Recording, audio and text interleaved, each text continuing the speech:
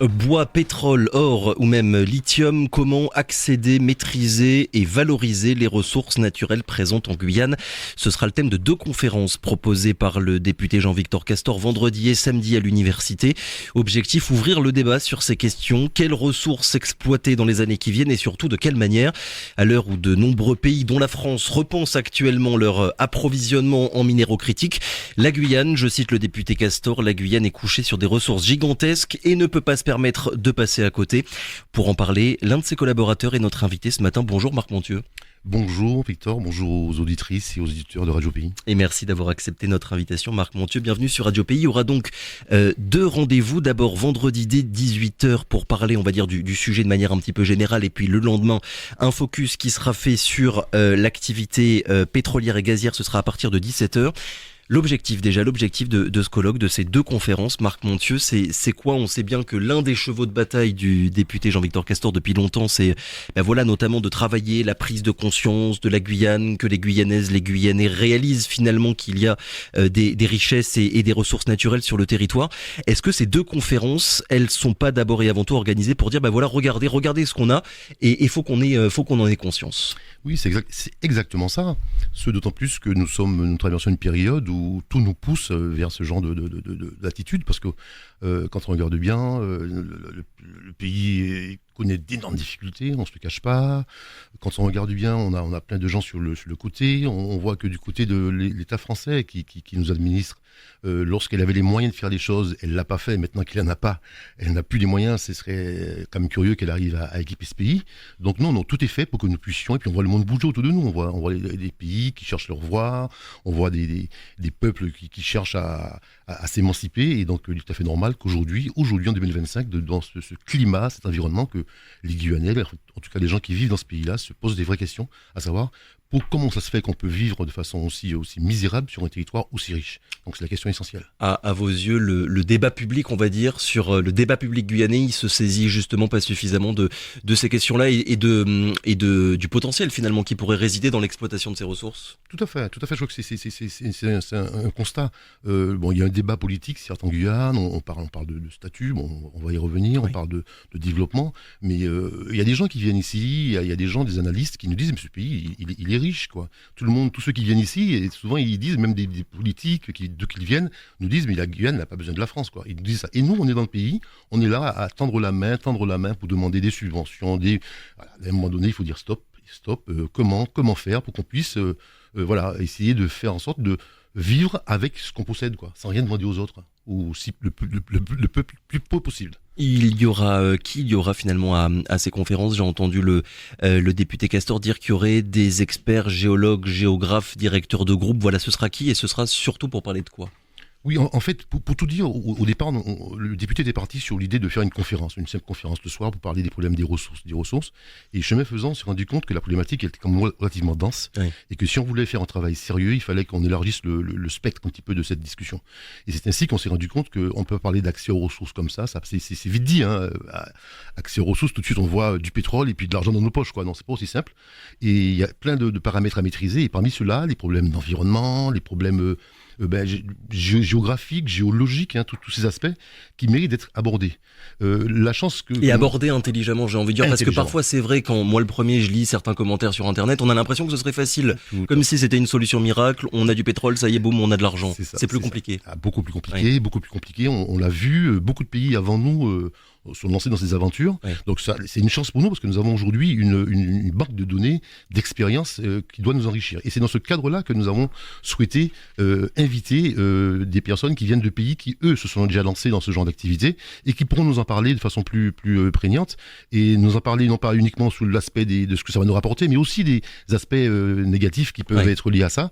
Et c'est ainsi que nous avons des géographes, mais des géologues qui, eux, vous comprendrez que nous parlons de plus l'aspect technique. Est-ce qu'on a de la richesse? Parce que souvent, on ne sait pas très bien. Alors, des gens ont dit qu'on n'a pas. Bon, extrêmement qu'on parle avec des experts qui nous disent exactement ce qu'il en est, mais aussi des gens qui dans l'activité, gèrent des difficultés et qu'on sache aussi ces difficultés. Et il y en aura forcément, notamment sur les aspects environnementaux, sur les aspects sociaux. Hein. Oui. Il ne faut quand même pas oublier qu'il y a des activités industrielles, notamment minières, qui génèrent quelquefois des des situations compliquées dans des territoires, hein, avec des problèmes de migration humaine, des problèmes de sous-activité, de développement voilà. Il y a toute une série de questions. Et nous, aujourd'hui, de façon responsable, on ne peut pas se dire on va aller prendre des ressources sans poser tous ces problèmes-là. Il n'est pas question pour nous de faire des choses comme d'autres l'ont fait, mal, mais plus de se rapprocher sur les bonnes pratiques, les bonnes vertus. Et il y en a sur la planète. Et donc des experts qui viennent de pays étrangers, vous me parliez juste avant d'entrer en studio, notamment du Sénégal et du Brésil, majoritairement. Oui, majoritairement. Le Suriname peut-être, nous sommes encore en discussion. Alors du Brésil, bien sûr, parce que là, nous sommes vraiment confrontés, parce que là, nous sommes, nos voisins immédiats vont se lancer, hein, ont déjà commencé l'exploration, ils vons se lancer, donc on ne peut pas ne pas intégrer cette partie-là dans notre réflexion. Oui. Le Sénégal, parce que c'est un pays qui il vient de se lancer, dans l'exploitation de ses richesses pétrolières et gazières. En plus, dans un contexte de partenariat, parce qu'en fait le gisement est juste la frontière avec la Mauritanie, donc ça suppose une politique en place, mais de coopération, de tomber d'accord avec le pays d'à côté. Voilà, tout ça c'est formidable, et on a la chance de recevoir, non peut-être pas en présentiel, mais en visio, de quelqu'un qui est responsable, Monsieur Pétrole, on peut dire, au Sénégal. C'est lui qui a tout géré, mais non seulement les aspects d'exploration, d'exploitation, mais les aspects aussi sociaux, économiques, de formation qui gravitent autour de la problématique. Et ça, c'est une intervention, je pense que les gens auront plaisir à écouter. Comment dire, là, mine de rien, depuis ces derniers mois, il s'est passé beaucoup de choses entre les déclarations de Manuel Valls sur le pétrole, l'inventaire qui a été lancé aussi vendredi par le BRGM sur la question des matériaux critiques, et puis tout ce qui se passe aussi au niveau international avec le président Trump ou même nos voisins Suriname et Guyana qui, ça y est, se sont lancés dans l'exploitation pétrolière. De quel œil est-ce que vous regardez ça, Marc Monthieu, et est-ce que c'est en partie cette actualité là finalement qui vous a fait dire oui, il faut qu'on organise des conférences ici sur le territoire pour qu'on se réapproprie le sujet et qu'on prenne en compte le contexte en fait qui est autour de nous. Tout à fait. Je vois qu'aujourd'hui la Guyane, comme ça a toujours été, est l'objet de stratégie de tout le monde, quoi, hein. Donc la France a sa stratégie, elle lance un inventaire minier, mais ça c'est en fonction de ses intérêts, comme elle dit, stratégiques. Je pense que les pays d'à côté aussi nous regardent aussi, tout le monde nous regarde. Il serait temps que nous aussi nous regardions aussi, quoi. C'est un peu ça le principe. Et qu'aujourd'hui, ce n'est pas un hasard si nous posons ce problème sur la table aujourd'hui, c'est parce qu'il y a une période qui le veut, hein. On voit bien avec en plus, je veux dire, les problèmes, les pays d'à côté qui se lancent dans l'exploitation de leurs richesses, nous sommes au milieu, les difficultés que nous avons, la France qui, pour plusieurs raisons politiques, stratégiques, qui est en train de faire le recensement de ses richesses, mais qui, malheureusement pour elle, se situe quasiment toutes dans des territoires, j'allais dire coloniaux, mais des territoires d'outre-mer. Et donc, c'est ça, voilà, elle est dans cette logique. Il n'est pas question que nous puissions rester à l'écart de cette problématique, quoi. Nous devons nous en emparer. C'est un peu la raison pour laquelle Jean-Victor a souhaité, dans le slogan de cette manifestation, a commencé en disant décidons-nous. C'est-à-dire que, voilà, décidons-nous. On ne peut pas continuer comme ça. Et c'est vraiment ça, du coup, votre position, j'ai envie de dire intellectuelle et idéologique, c'est, on part du constat que tout le monde est en train de le faire, les besoins en matières premières, ils sont grandissants, ça va continuer d'exploser là dans les années qui viennent, donc en fait, autant que la Guyane en profite. Oui, c'est un peu ça. Alors c'est sûr que nous ne sommes pas étrangers, nous ne sommes pas non plus éloignés des considérations environnementales. On est bien conscient qu'il y a une volonté planétaire de mettre fin à l'exploitation des sources d'énergie qui font du mal au climat. On est conscient, mais on est aussi conscient de voir qu'aujourd'hui, tous les pays qui le disent n'empêchent qu'ils se lancent quand même dans des activités de recherche. Ils sont là.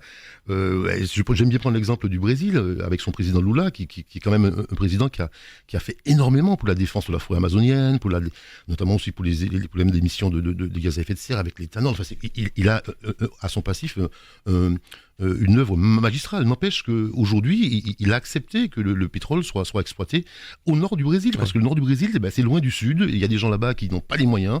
Ce serait totalement stupide que de laisser ces gens dans cette situation alors qu'ils sont à côté. C'est un peu la même démarche que nous avons. Nous ne sommes pas, nous sommes conscients des enjeux environnementaux, mais aujourd'hui, on dit que surtout de la situation de la Guyane, on ne peut pas rester à côté de ces richesses. Mais il faut y penser dès à présent, Marc Monthieu. Si on commence à envisager une exploitation à grande échelle en Guyane, il faut avoir en tête, mine de rien, toutes les questions environnementales pour ne pas tomber dans une exploitation totalement dévastatrice. Tout à fait. Tout l'intérêt du processus, c'est de faire les choses bien.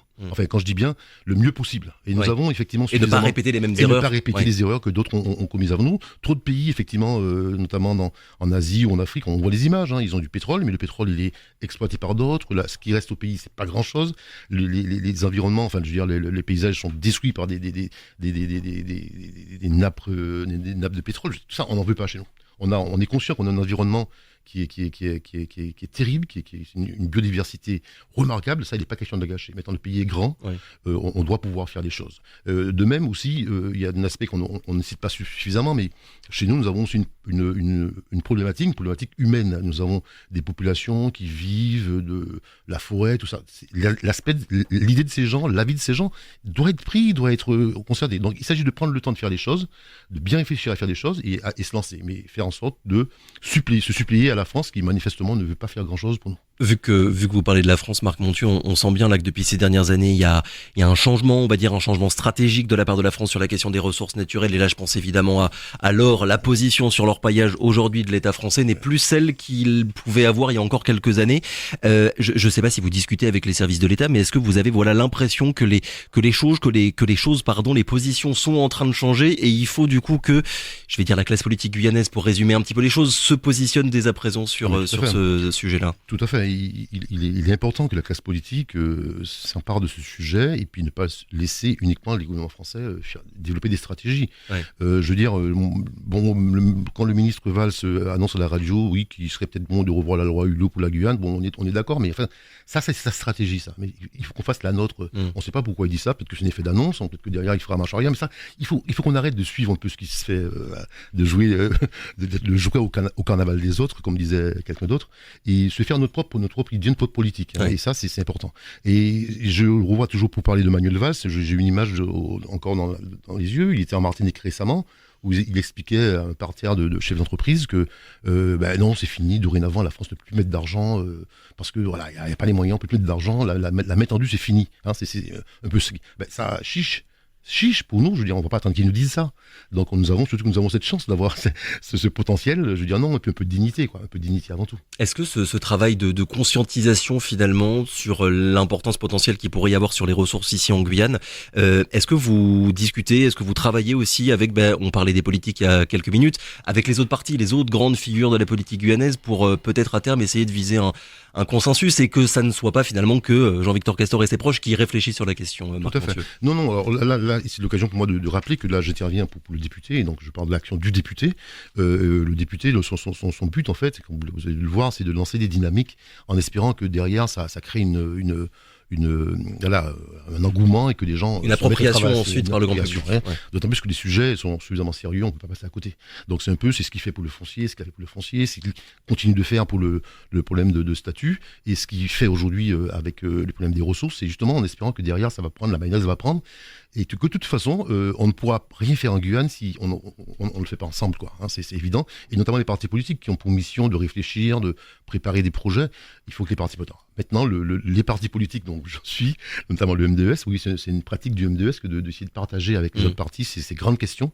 Essayer de réunir, on organise des manifestations régulièrement où on met en avant ces questions essentielles de ressources, d'émancipation.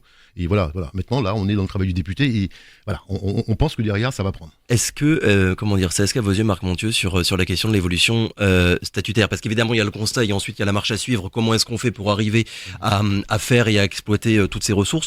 On a beaucoup parlé sur la question, je le disais, donc de l'évolution statutaire, d'institutions, de droit, de réformes constitutionnelles, de la représentation des uns et des autres.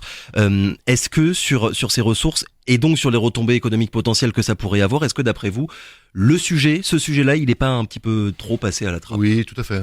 J'ai exactement la même vision. Je pense que le problème, alors c'est une position toute personnelle, hein, qui n'engage ni le député ni mon parti, mais je crois qu'effectivement on s'est lancé, on a pris le problème un petit peu à l'envers, on a essayé de faire un projet avec détaillé, en déclinant toutes les possibilités, alors que la question qu'il fallait même poser à la France, c'est de dire voilà, nous voulons, nous en Guyane, décider nous-mêmes. Voilà, ça peut tenir en 2 phrases, en 3 phrases, et voilà, ça montre bien sur quoi ça repose tout ça. Et puis ensuite décliner les choses, faire appel à des experts qui nous calculent ça. On n'a pas été les premiers à faire ce démarche, d'autres pays l'ont fait avant nous. Donc voilà, on a pris le problème un peu maintenant. Alors maintenant, on va s'embêter. Oui, fonds européen, pas fonds européen. Est-ce qu'on fait un collège, pousse un collège? Voilà, on est parti dans une discussion qui risque de durer si on fait gaffe. Et c'est un délai, c'est un retard qui est mis à profit par l'État français, qui, on le sait, n'a pas envie de modifier ses rapports avec nous, souhaite nous garder un petit peu sous la coupe avec une article 73. Voilà, c'est leur volonté. Donc c'est mal parti. partie. Mais je suis quand même confiant. Je pense que le député de l'Ar aussi essaie de relancer chaque fois la machine de façon à ce qu'on puisse relancer ça. Et l'aspect des ressources, c'est ça. Là, je veux dire, ça me permet de faire le lien qu'il y a avec l'évolution statutaire.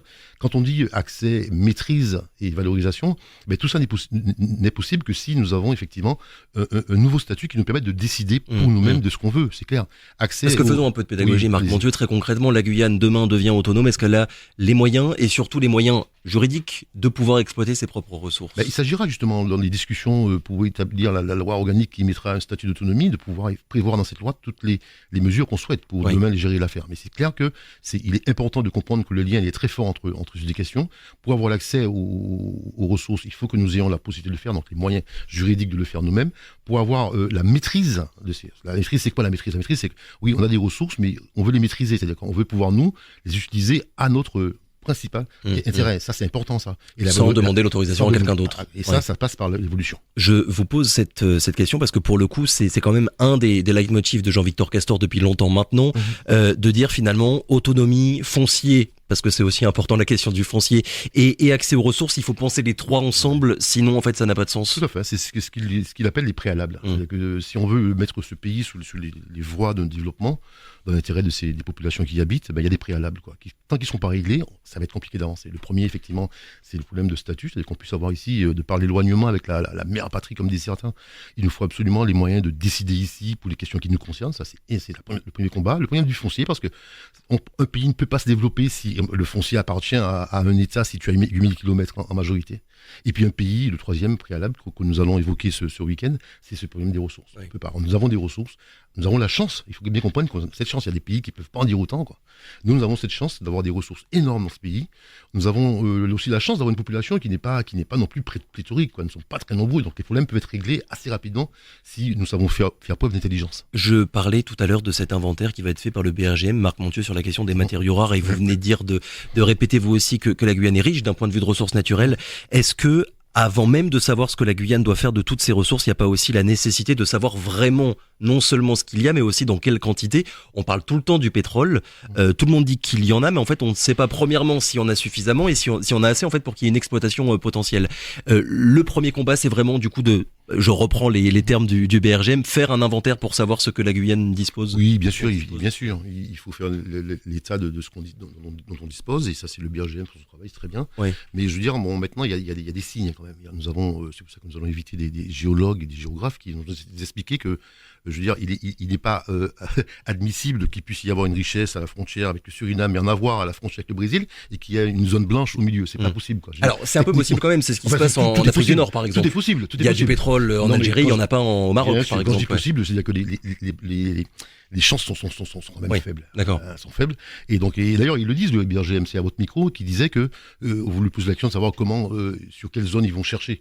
Ils vous disent bien qu'ils vont aller sur les zones sur lesquelles ils ont des soupçons. Ils ont des soupçons. S'ils en ont, ils en ont. Voilà, donc on sait bien, et ça, c'est. D'ailleurs, je pense que les gens qui vont venir vendredi, ils vont écouter nos géologues et nos géographes qui seront plus fixés sur le sujet. Là, depuis tout à l'heure, on parle de ressources de manière générale, le bois, l'or, le gaz, le pétrole, les ressources halieutiques, le coltan, tout ce qui touche aussi à la biodiversité. C'est un sujet qui est quand même tentaculaire. Est-ce qu'à vos yeux, il y a une priorité, on va dire, sur une de ces ressources, une ressource en particulier qu'on devrait peut-être plus investiguer que les autres parce qu'elle pourrait être plus intéressante pour la Guyane, Marc Montieu? C'est sûr qu'il y a parmi toutes ces ressources, certaines se vendent à prix d'or, hein, c'est le cas de le dire, d'autres un peu moins. Donc il y a toute une stratégie à mettre en place. En fonction du plan qu'on aura de développement de notre pays. Voilà. Il y a ça qui rentre en compte. Il y a aussi le problème des marchés.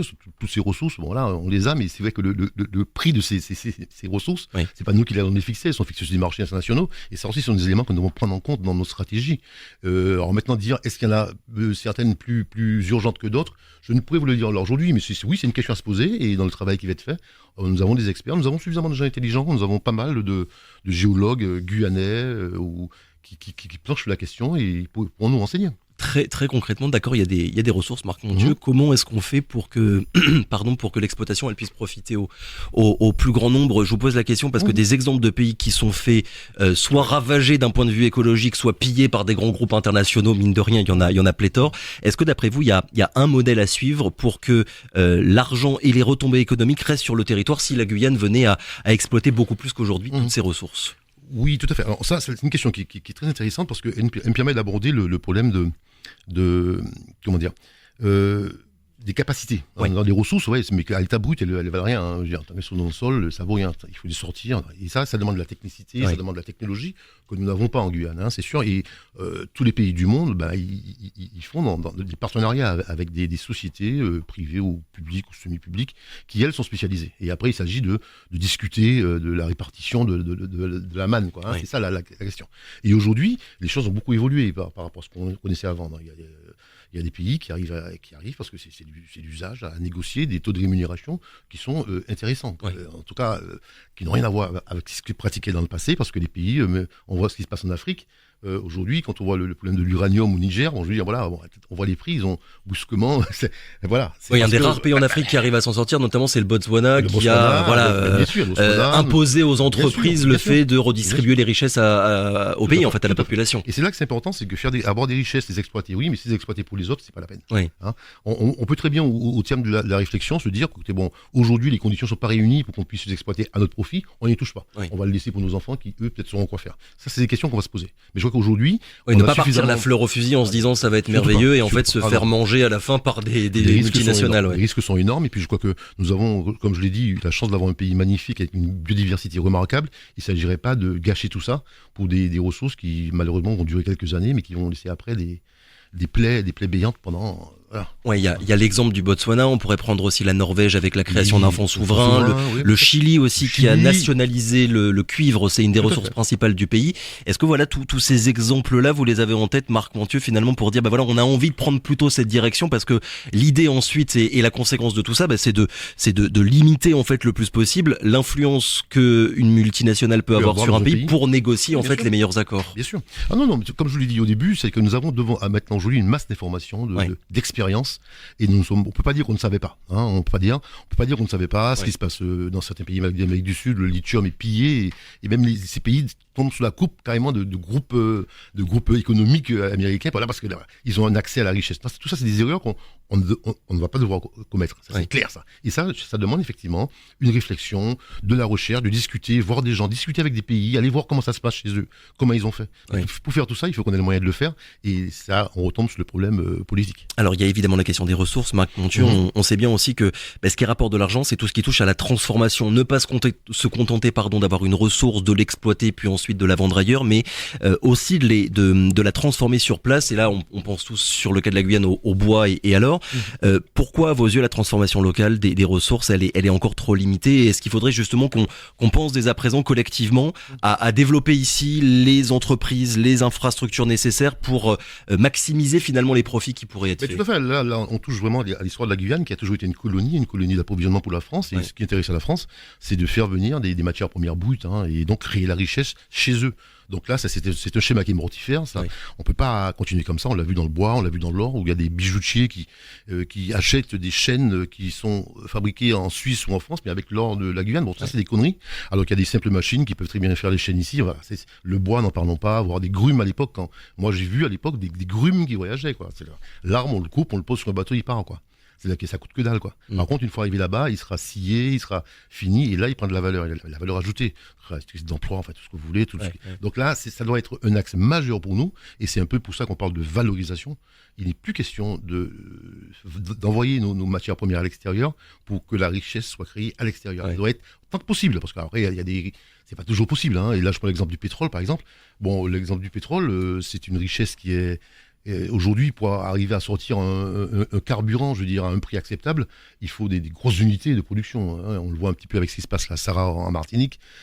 Cette unité trop petite, elle devient quasiment, elle compte plus parce qu'elle est trop petite. Il n'y a pas d'économie d'échelle possible et du coup, elle sort un produit à un prix trop élevé. Donc il y a peut-être des donc ressources. Ça touche aussi au modèle économique finalement. Absolument. Et là, à l'histoire coloniale qui a fait de ces colonies des territoires où on était justement là pour exproprier une ressource et sans développer sur place les infrastructures nécessaires. Et quand je dis ça, on pense à la Côte d'Ivoire qui était le pays du cacao, mais pas du chocolat. Le chocolat ils connaissent pas, mais du cacao ils connaissent. Ils en produisent. Voilà, c'est des conneries comme ça. Aujourd'hui, on peut pas se permettre de faire ces mêmes erreurs. Dernière question, Marc Montieu. Est-ce qu'il y a, d'après vous, aujourd'hui, les moyens humains, les savoir-faire, les compétences, voilà, toutes les personnes en fait qui seraient nécessaires à la mise en place de cette industrie-là en Guyane? C'est clair que non.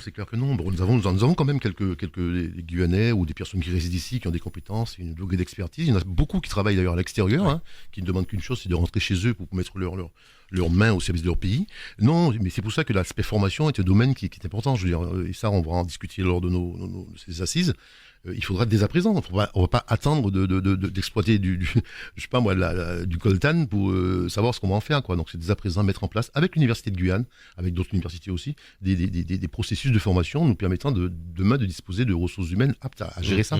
Mais ça, c'est un challenge qui est extraordinaire, mais c'est le seul challenge. On n'en a pas d'autre. On n'a pas le choix aujourd'hui de faire comme ça. Et en fait, encore une fois, c'est un sujet global qui va toucher à la formation, l'éducation, le rapport avec la France, l'économie, l'industrie. C'est vrai que ça paraît quand même tentaculaire à chaque fois. Absolument, mais nous avons les ressources humaines, nous avons des intelligences qui sont réparties dans plusieurs partis politiques, tout ça. Et ben nous mettre ensemble, quoi, et puis de façon à travailler dans cet objectif. Marc Montieu, merci beaucoup d'avoir été avec nous ce matin. Je le rappelle donc, ces 2 conférences seront organisées vendredi 18h sur un focus un petit peu général, et le lendemain samedi à partir de 17h sur à proprement parler l'activité pétrolière et gazière. Merci encore. Mais c'est moi qui vous remercie. Très bonne journée, au revoir.